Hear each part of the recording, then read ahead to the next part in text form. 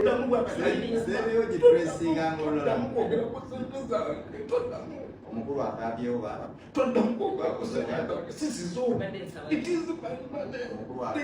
not bigger than Bobby Wine's. So that's, that's one case. But here's the thing, Mr. President, there are 54 people who were killed in these in the situation by your security forces. All right, unaku lwaliro nzikiriza His Excellency Robert Kyagulanyi Byadala ina Katonda. Imagine this kind of a person in parliament olowooza ati yandifulidde abantu aba National Unity Platform abamu Byadala bajja mu NUP nga balina ebigendererwa byabwe ndowooza n'ono naye ali mu category eyo. Video njikuletedde mu maaso awo His Excellency Robert Kyagulanyi Byadala naye wali kyemanyi amaziga gamuyitamu oyinza okumbuza lwaki video genda kubeera nga ogirabirako naye nga tetunagenda yonyongera okujjukiza video soko gimpereka like bumaze subscribinga wengate ku mukutu gufu guno olwako lwaliro bakyaziza omukulu engineer Hatembu yeeyita komanda wa NUP.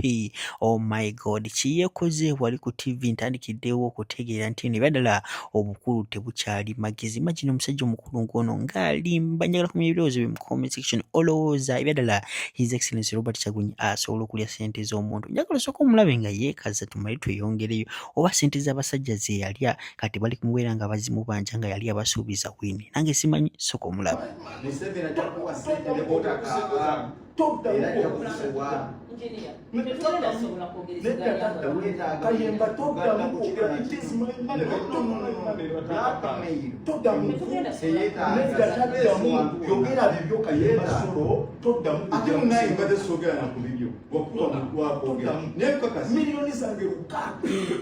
Milioni zange mukanga byange bigenda my property bigenda.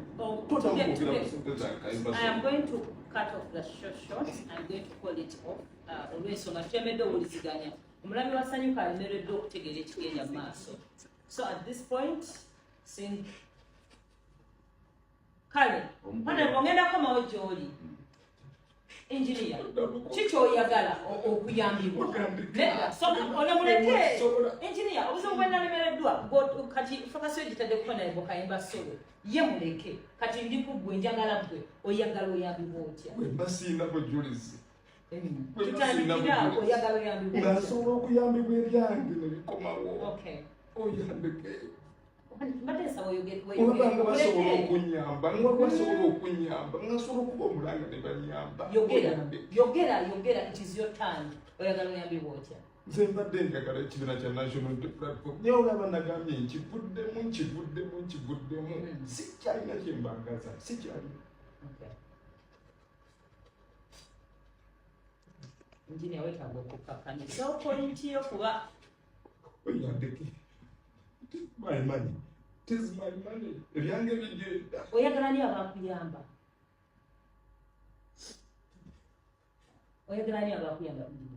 Todda mukwogera ku ssente zange.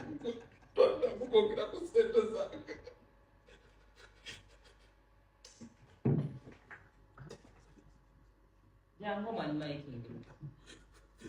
Todda mukwogera ku ssente zange. Tugenda byekolera. Engineer. Ngenda kwerekereza mukwano. Ngenda kwerekereza. Taddamu okwogera ku ssente. Engineer, nkuwadde chance mu munnange. Oyogere olabe omulabi kasiyo gitadde ku Honorable Kayemba. Wezi mukyaze yekka asobole okunyola ensonga yekka. Ayagala kwayo gebusirike munnange.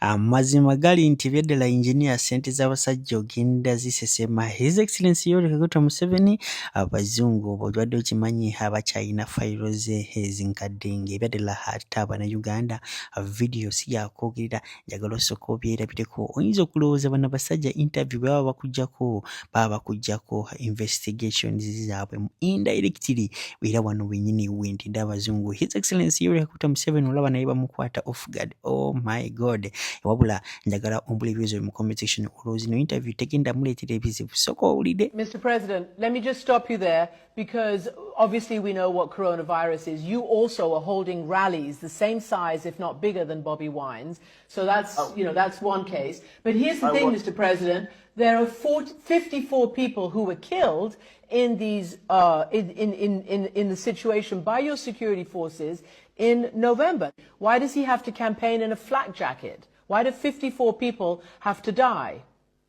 The 32 of the 54 were rioters attacking security forces. That's how they died. It was. I hear you now in the US talking of insurrection, and you are saying insurrection is a bad idea. This was a form of insurrection, and that's how they were suppressed by when they were attacking security forces. There are others, 22, who died through circumstances which we are still investigating.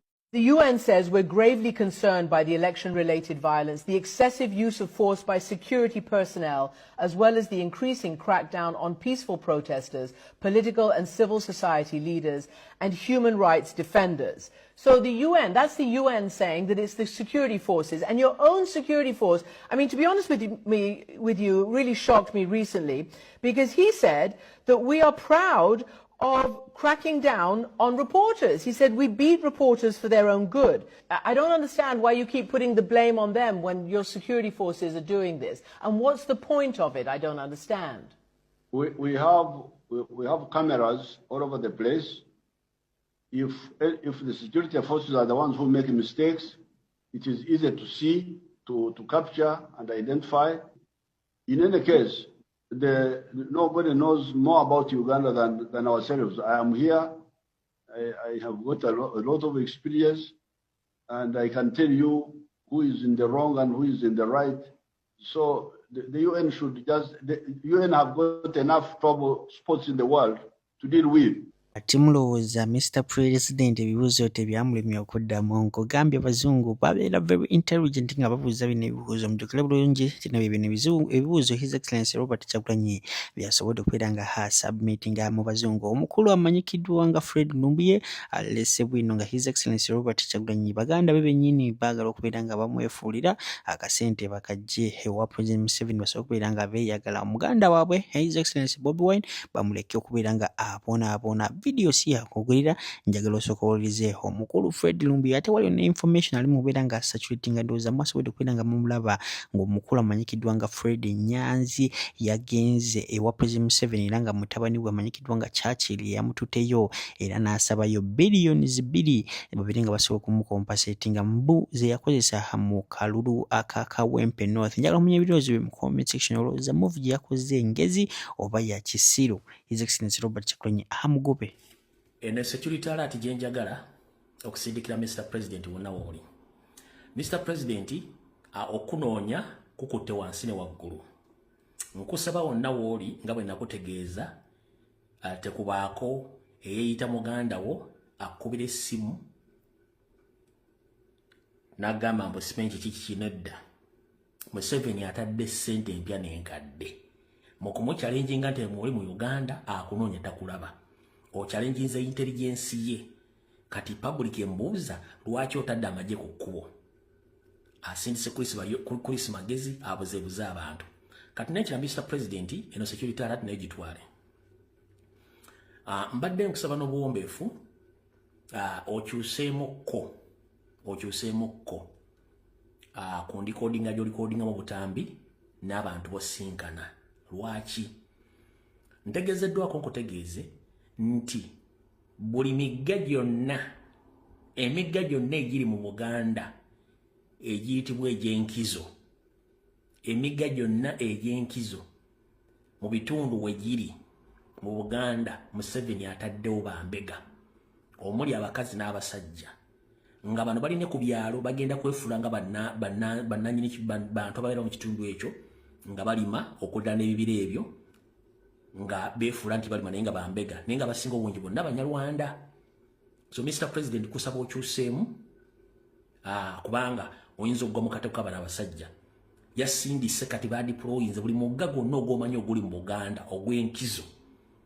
Museveni yasindise Bambega abefudde nti bannansi mu bitundu ebyo abantu babitundu ebyo batuuze nga beefuula abalima ku nnimiro eziriraanye ebintu ebyo ebitundu ebyo byonna ninga ekigendera kyabwe kyakuwa lipooti singa baba bakulabyeko bakukwate. So Mr. President wonna wooli nkusaba okyusemukko kati ekyokuliraana enzizi oba emigga oba ebibira sooka okyewalimuko basindise badeployinze abantu Abambega basukka mu 400 okwetoola Kampala mukono wa Kiso wonna ewali emigga n'enzizi ez'omuzizo oba enzizi zonna ezirina omulamwa basindise Bambega abasukka mu 300 bano beefuula mu balima ku bitundu okwo ninga ekigendera kyabwe kyakwagala kumanya ntambulayo nange gye bayinza okukwatamu. So Mr. President njagadde nko security ati tuvuddewo kati katanda. Assalamu alaikum warahmatullahi wabarakatuh. Yenze Haji Arun omusomi w'edduwa asangibwe Bulumagi ku luguudo lw'Ejjinja kola ku bintu ebyenjawulo ng'emuli endwadde zitawaanya abantu ababulijjo. Kola ku abo bonna abalina ebizibu mu mukwano. Bw'oba olina ebizibu mu mukwano jangu gyendi neeyonera nsobole okumalira ensonga. Kola ku mikisa